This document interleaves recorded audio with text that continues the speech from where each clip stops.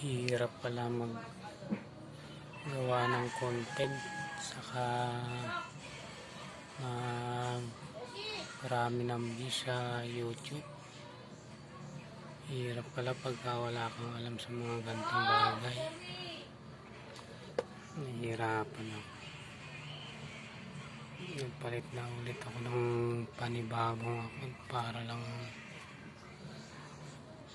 makagawa ng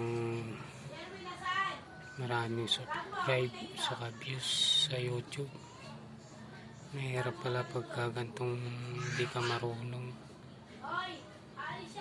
Hindi ko naman alam kung paano magparami ng watch saka views, subscribe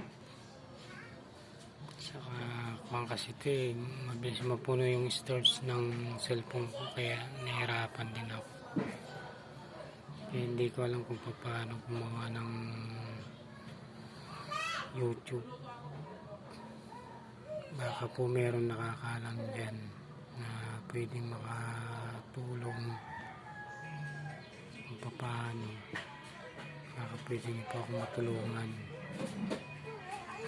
Nagpapasalamat din po ako sa mga nagsusubscribe. Yun lang po. Maraming salamat po.